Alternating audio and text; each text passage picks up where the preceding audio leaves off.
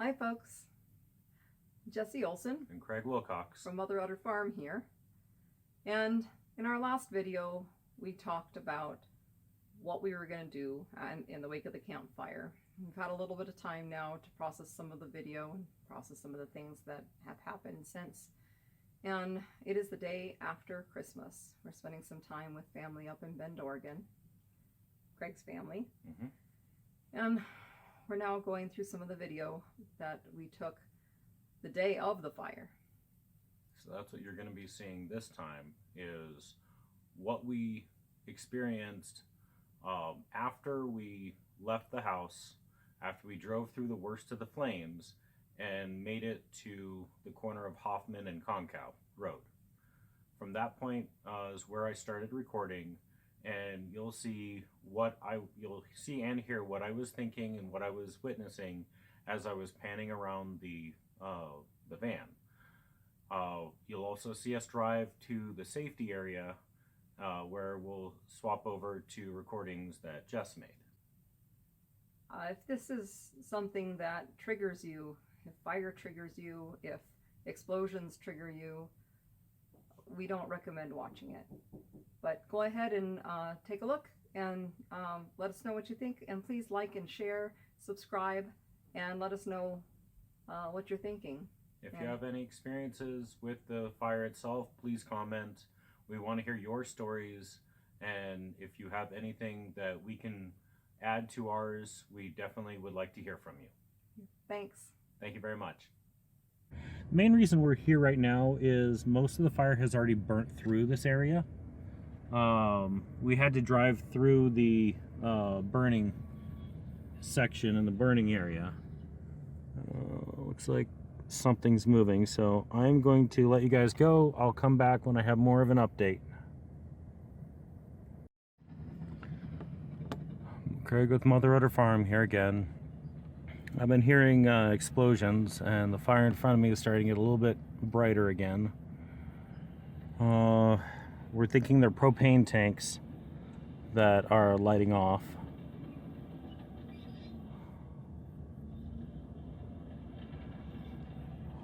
This is not good.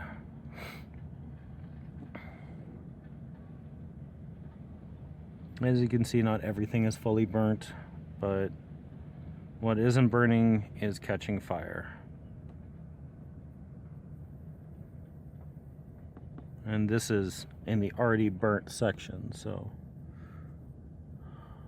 holy crap.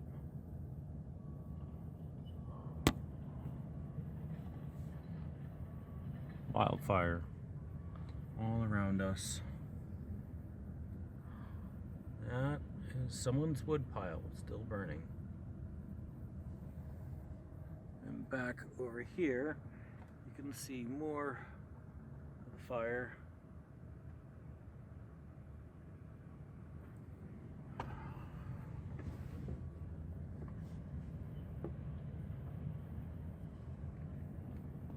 This is crazy.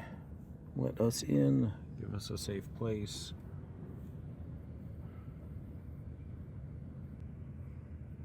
I really hope I was able to put out enough so that the house is safe. I really don't want to come back to nothing. But man, that fire was already in many places around the house. We had to let all the animals loose. We couldn't trailer them out. We just had to get ourselves out. I have my muck boots, a single pair of shoes, and that's all I grabbed. The fire was just coming right up at this. Luckily I had the peace of mind to grab the second vehicle. So we had two vehicles again. That's good. But yeah, it's already getting dark again now that the wind has stopped blowing. There's the tractor. Man, oh hey, I wonder if you can see that up on the hill. Not sure if the camera's good enough, but the tree is just sparkling at the top of it with ashes and the remains of the fire. I just heard a very loud boom. I actually felt it, felt the vibration.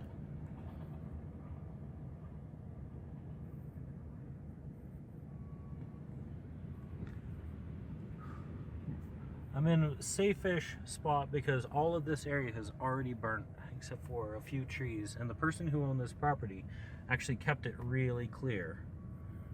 So, not sure if you heard, there was a secondary boom just a second ago. I will keep recording because I have nothing that I can do, nothing else I can do. Yes, there's someone with a horse. He brought his horse onto the property to try and save it at least. You can see the tractor or the plow clearing more area for us. He's trying to pack it down as well so no cars get caught up in it. I'm just glad that big boom wasn't my car.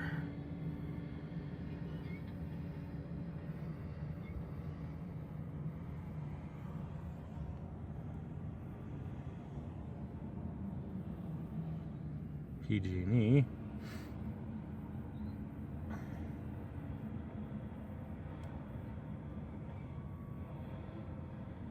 Hopefully that means that the road is passable again, but we will see.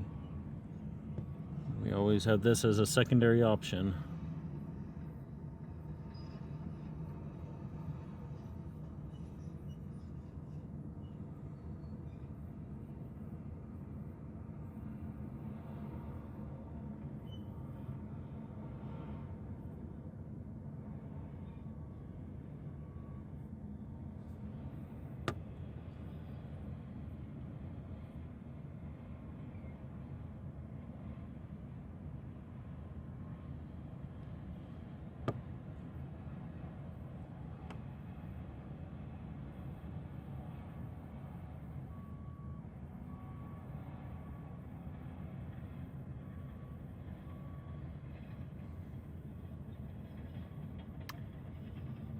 Still unsure what's going on.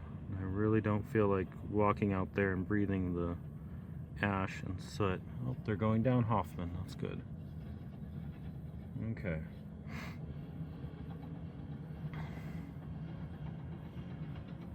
Here comes another vehicle up this way.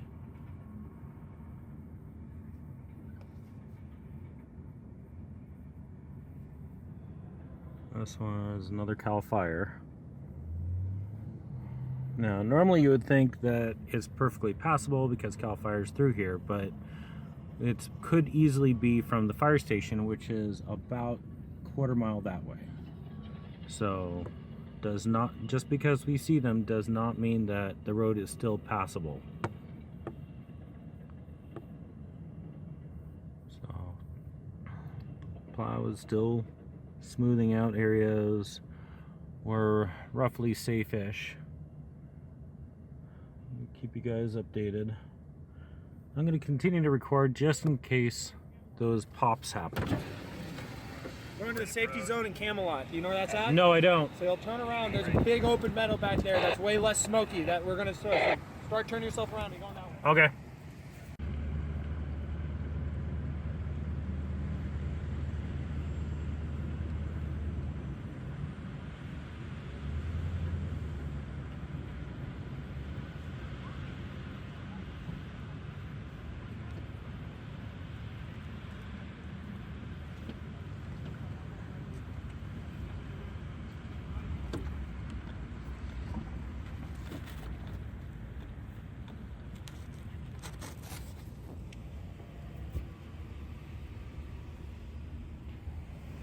This used to be our neighbor's house. It is no more.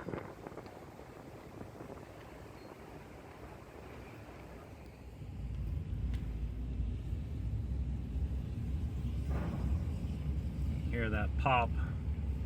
You can feel the heat driving through here. Really hope Jess and the kids are safe. They made it up to the Hoffman Concow right where I am.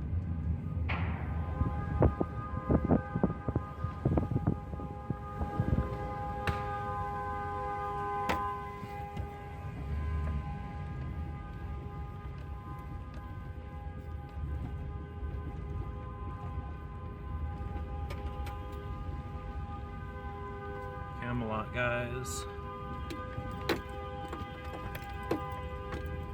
Heading to the safety zone. I mean, 15 miles an hour at most. I'm going 5. That's a tree. Was a tree. Oh, good. There's Jess. So the first leg is Craig experiencing what he was experiencing in the van, and he was ahead of us. And the second part is myself and what I was experiencing with the kids and the dogs and the cats in the second vehicle once we arrived at the safety area and driving out of the safety area. Well, this might be the end of Mother Udder Farm as you know it. We've been evacuated. It was too quick to even get any video of the drive out. We just had to grab our cats and dogs and go. We didn't even have time to trailer up animals. It was just that fast.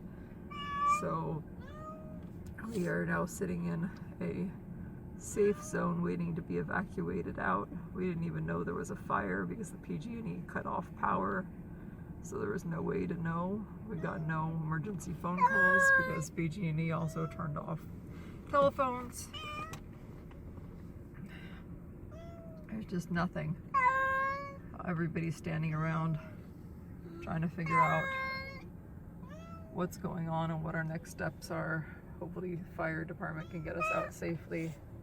Last thing we heard was that there was a fire in Pulga, and then we went out to take care of the animals, and there was fire coming up our driveway and fire coming out the back direction, and we managed to get our dogs and 2 of our indoor cats. Couldn't find our 3rd one into the car and get the kids in the car with a semblance of clothing on their backs, and that was it. There was really not much warning. The drive down the main road was harrowing, dark and full of smoke with fire all around us, and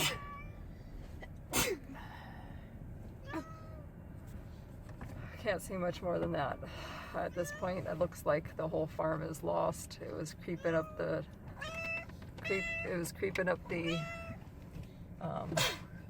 side of the garage as we left, and it looks like everything is lost. Don't open the window. The dog could jump out. I didn't. Vicky did. Cat really wants to get out.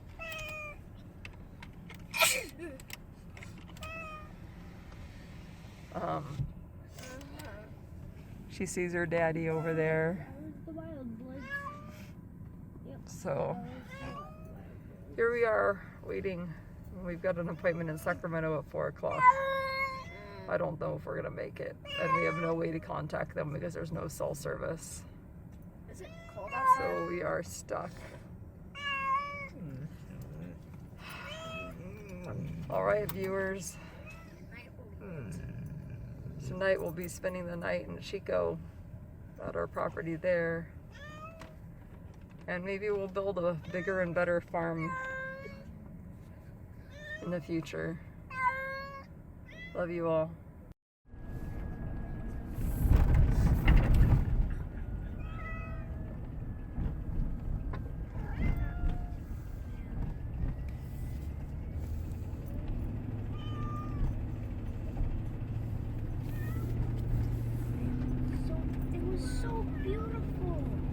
Does Dad have a flame on the back of his car?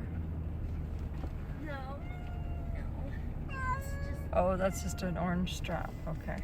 scared me too, and I was like, oh no. So much smoke.